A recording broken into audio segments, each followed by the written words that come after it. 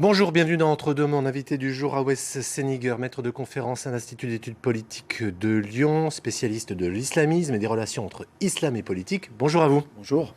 D'abord, une réaction sur ce qui se passe à l'IEP de Grenoble. Des affichettes placées dans l'établissement qui accusent de professeurs d'islamophobie et même de fascisme des membres d'un syndicat interdit de cours. Votre réaction? Écoutez, il est inadmissible de jeter en pâture le nom de ces enseignants. Il peut y avoir des désaccords, mais ces désaccords doivent se régler dans le cadre d'un débat serein, démocratique, contradictoire. Et jeter en pâture le nom de ces enseignants n'est à la fois pas sérieux et en plus dangereux. Et la plupart des collègues des enseignants n'ont pas réagi. On sent une forme de retenue aujourd'hui. Je pense que beaucoup de collègues condamnent ce type de mise en cause de l'intégrité morale et voire physique de ces collègues. Simplement, ils n'ont peut-être pas eu l'occasion de réagir plus avant. On voit derrière cette affaire aussi l'émergence d'une culture qu'on appellerait victimaire, c'est-à-dire d'une jeunesse qui confondrait à la fois le débat, qui confondrait la contradiction avec une discrimination, ce que Caroline Forest appelle la génération offensée. Votre avis? Je pense que l'université est aussi le reflet des palpitations de la société. Il n'est pas anormal qu'il y ait des débats vifs, y compris au sein de l'espace académique. Simplement, parfois, on cède à deux logiques qui sont mortifères, la logique de l'anathème et la logique de la suspicion. Et personne n'est à l'abri de la logique de l'anathème et de la logique de la suspicion, aussi bien les étudiants ou les jeunes que les adultes. L'islamophobie, on revient sur le terme. Est-ce que c'est une forme de racisme au même titre que l'antisémitisme, ou est-ce que c'est un terme finalement qui désigne une critique d'une religion, à savoir l'islam? Écoutez, je pense qu'on perd beaucoup de temps sur le contenu et on s'intéresse peu au contenu. L'islamophobie, c'est comme l'homophobie. On sait ce que c'est l'homophobie. C'est pas la peur du même. Ce sont des discriminations qui affectent des personnes homosexuelles. L'islamophobie, pour en donner une définition synthétique, c'est l'essentialisation négative des musulmans en raison de leur appartenance réelle ou supposée. Ce n'est pas la critique libre et légitime de la religion.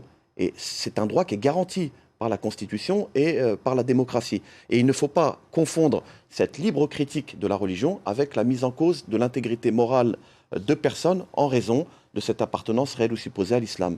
Il y a un mois, Frédérique Vidal, votre ministre, a demandé donc une enquête sur l'islamo-gauchisme, notamment chargeant le CNRS de définir ce qui relevait à la fois de la recherche scientifique et du militantisme. Un thème du reste que nous avons abordé dans cette émission il y a quelques semaines, bien avant la polémique. Est-ce que vous estimez qu'aujourd'hui il y a une réelle menace à l'université d'islamo-gauchisme ? Il n'y a pas de menace. D'abord, il faut objectiver ce que c'est l'islamo-gauchisme. Moi, je ne sais pas trop ce que c'est l'islamo-gauchisme. Qu'il y ait des collègues qui confondent l'objet d'étude et, je dirais, le militantisme, ça existe.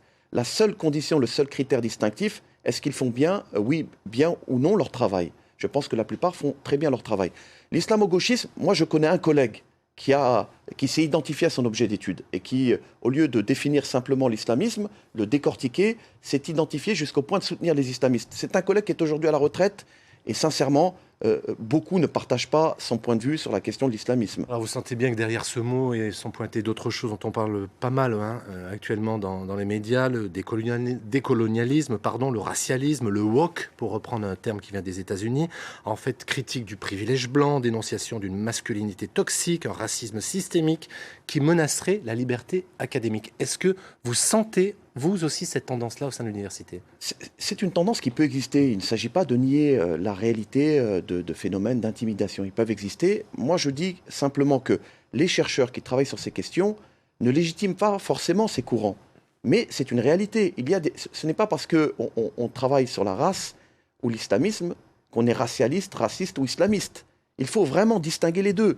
Le sujet de l'étude, le chercheur, l'observateur, et l'objet qui est étudié. Le racialisme, le racisme ou l'islamophobie. Et à l'université, il y a des désaccords, parfois très vifs. Il peut y avoir quelques intimidations, de l'endogamie, l'entre-soi, ou au nom de différences académiques, il y a la mise en cause du sérieux des chercheurs. Mais c'est un phénomène relativement rare. Vous avez, vous, déjà été menacé ou subi des pressions?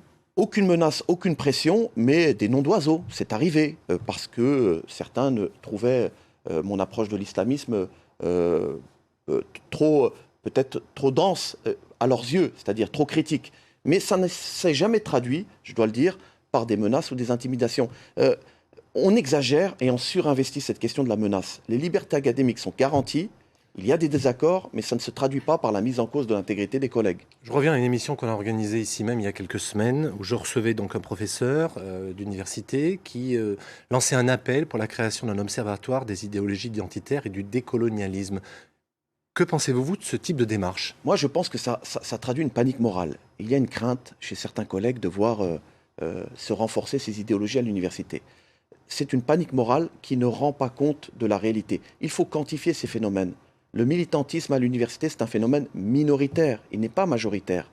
À Sciences Po Lyon, cela fait une dizaine d'années que j'enseigne, je n'ai eu aucune difficulté, y compris avec des étudiants qui peuvent, eux, être engagés. Bernard Rougier, que vous connaissez, hein, Oui. bien sûr, c'est un islamologue, dit qu'il y a eu 1100 thèses de doctorat qui ont été faites dans le champ des études postcoloniales et décoloniales ces 20 dernières années. On peut lui renvoyer un autre chiffre à notre collègue, c'est entre 2 et 5% les études postcoloniales à l'université. Ce n'est pas du tout une tendance majoritaire, c'est une tendance minoritaire. Vous voyez, je crains, au travers de ces polémiques, qu'on explique ou qu'on cherche à expliquer l'essence d'un phénomène, la réalité de la vie universitaire, à partir de ces périphéries incandescentes qui restent minoritaires. Ce sera ma dernière question. Quel regard vous portez aujourd'hui sur le discours politique, sur le discours de nos gouvernements? Je repense notamment à Manuel Valls, souvenez-vous, 2016, hein, qui disait dénoncer la culture de l'excuse, expliquer c'est déjà un peu excusé.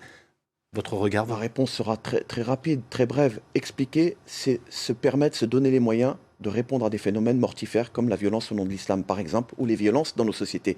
Si on n'explique pas, on se prive des moyens efficients et efficaces pour lutter contre ces phénomènes de violence.